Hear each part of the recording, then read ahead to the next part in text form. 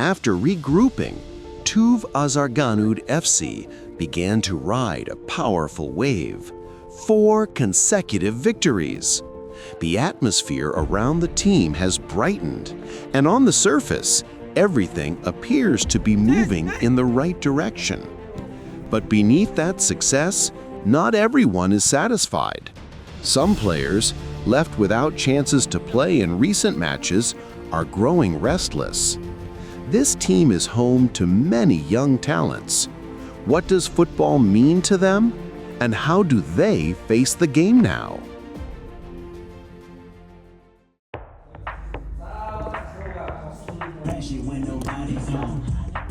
Мэдээж муухай санагдана л та. Гэхдээ яг би ингээд бэлтгэлдээ тогтмол явж байсан бол гарахаа мэдж байгаа. Тэгэхээр бүр илүү муухай санагддаг. Мэдээж хэцүү байдаг. Яг одоогоосаа коллежд явах үед өгч байгаа болохоор бүр хэцүү байна. Гэхдээ багасаа хослуулаад яасан болохоор бас тэгж гайгүй.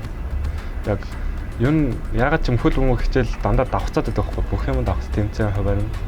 Тийм болохоор нэг зөрүүлэх гэж жоох хэцүү. Заавал энэс нь чөлөө авах хэрэгтэй. Нэг золиослж ийж. Гоё болохоор дортой болохоор. Тэгээд бас ингэ хийж байгаа ч гэсэн угаасаа бүр хичээлээр явъя гэсэн ч надад бас хэрэгтэй. Ингээ яасан ч ашигтай болох надад. Одоо ингээд луу яасан болохоор ингээд хурдан тоглох хэрэгтэй. Яг тэрэн дээр ажиллах хэрэгтэй байна. Өмгөө хурдан шийдэлж хурдан явуулах. Араа би билдер гэвэл мэдээд би билдер сайжруулах хэрэгтэй. Илүү тесрэлтэй илүү акколох хэрэгтэй. Мэдлэг дээр мэдээд мэдлэг бол надад бас дутуу тий. Одоо бүх зааж байгаа бүх юмс юм надад бол. Нэг тийм сүртэй сэтгэлдүүд өдөрт үс зүгээр яг уусаа цаг маг зөндөө байгаа учраас тэгээд жоохон учраас нэг сүртэй юм бодоод байд. Тэрнээс илүү хин бэлтгэл дээр сайн байгаа л гардаг. Жишээ нь дөг натаж зүгсэн тэгэл гараад. Хин илүү сайн л наснаас олно гэж байна. Бие хөгжил тоталтай байна. Бие хөгжил дундаа төсвөр тэгээд спорт бас тоталтай. Бэл дээр хийж байгаа дасгалуудаа гэртээ өөрөө суугаад дасгал хийдэг. Яг одоохондоо нэг амар өөр клубт орно гэсэн бодлоо байхгүй. Итгэж байгаа гэвэл бүгдэнд нь л итгэж байгаа. Тэгээд нэлээд хүлээлт тавьдаг байхаа л гэж.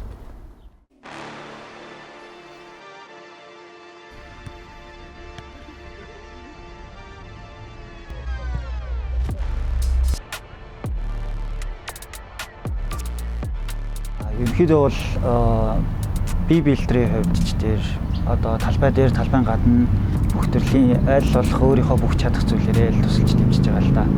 Тэгээд ерөнхийдөө бол баг саяхан бүрдсэн залуу тоглогчид ихтэй, хөгшин тоглогч нар ч бас ихтэй байгаа учраас янз бүрийн хүмүүстэй, янз бүрийн насны хүмүүстэй харьцахад тохируулж ажиллаж байна да.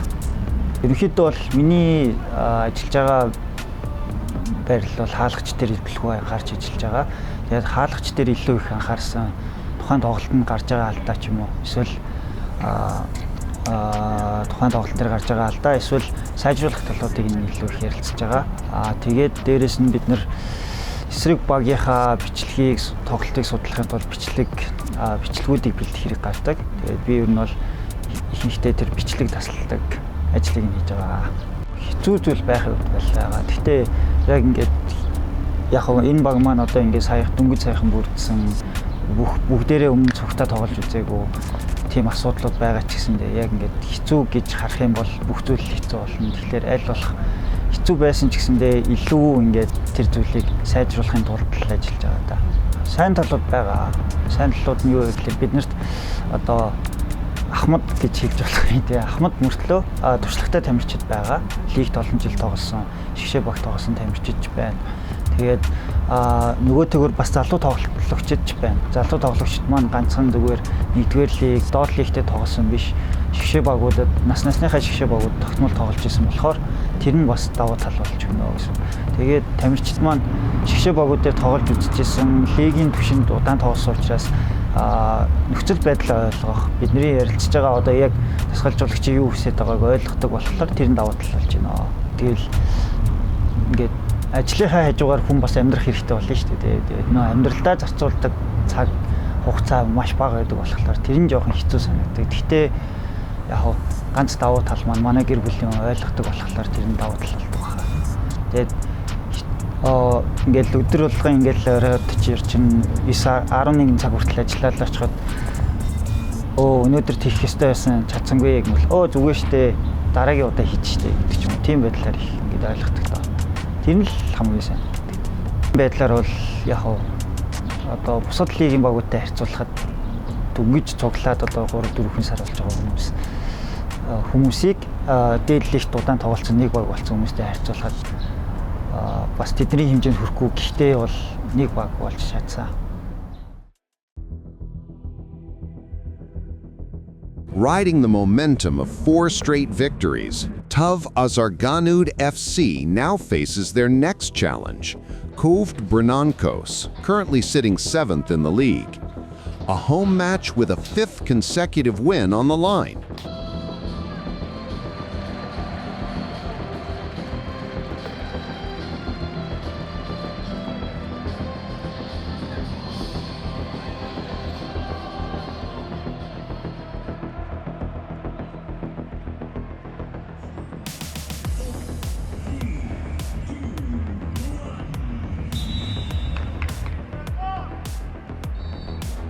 Right after kickoff, the 11 were thrown into confusion by the opponent's intense pressure. They struggled to win back possession and soon conceded the opening goal.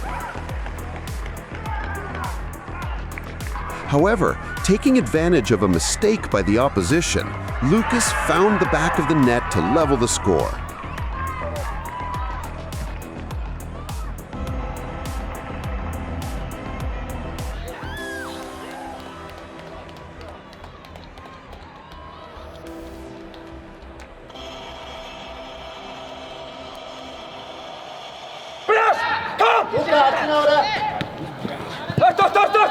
Yes.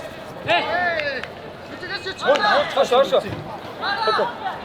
Султэ. Яваач. Так.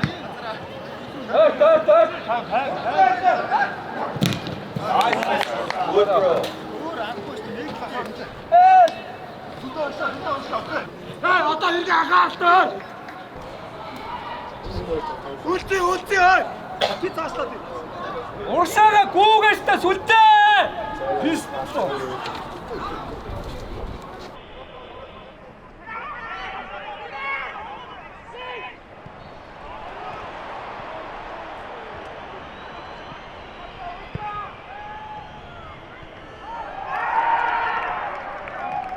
It seemed like the momentum might shift their way, but 2 quick goals conceded in succession saw the first half end 1-3.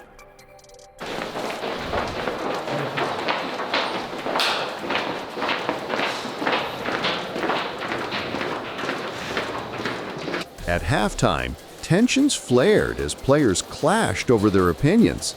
Voices rose, and the team found itself momentarily divided.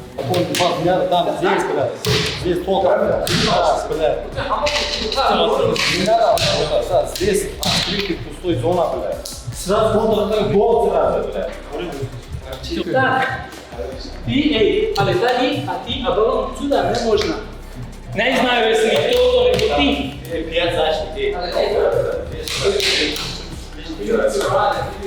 Or maybe, I don't know, these. Where do you want to pass me to?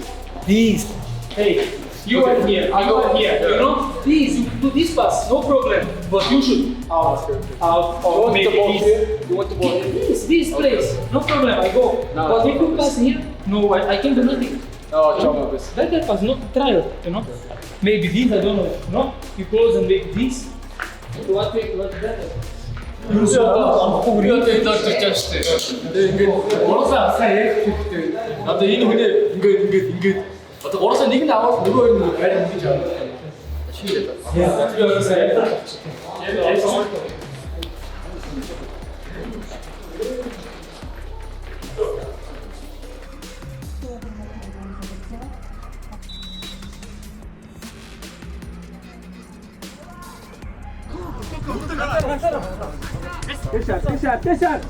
Look up.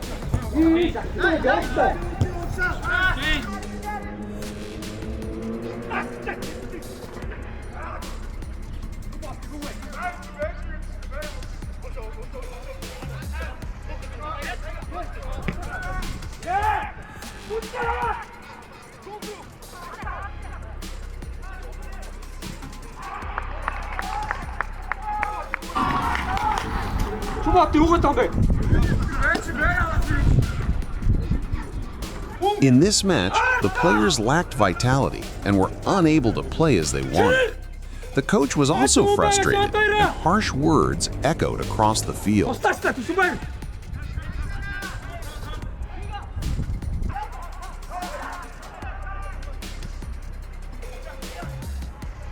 The bad momentum continued as the goalkeeper made a poor decision on a long ball from the opponent, allowing the opponent to score another goal. The manager explodes with frustration at the team's poor performance.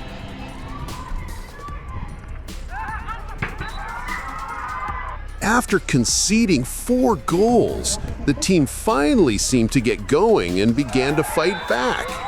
Lucas's individual skill earned them a penalty kick.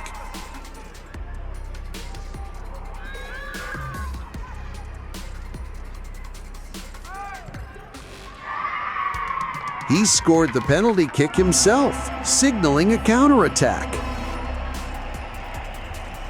However, the team's condition remained at its worst that day.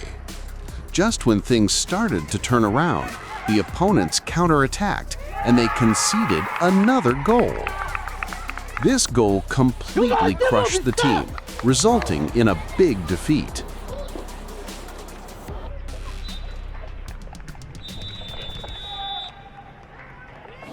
Дарааны тэмцэлд Канада байсан тэмцэлд хангалтгүй тоглолоо. Ялангуяа гадаад тэмцэлд хангалтгүй байсан. Шигтэй зүтгэл хийчихчихгүй. Сэлсэн тэмцэлд тасан бахтай. Яраа хэмжээтэй мөрөстэй байсан. Тэгэхээр эхнээс эхлэн манай төлөвлөгөөр явж чадсан байсан. The team was on a roll after 3 straight wins, but that momentum faded and they suffered a painful defeat. The hectic schedule following the league's suspension gradually caused the players' condition to deteriorate. The coach was aware of this, but still believed in his players. This was the moment when the true value of this team would be put to the test.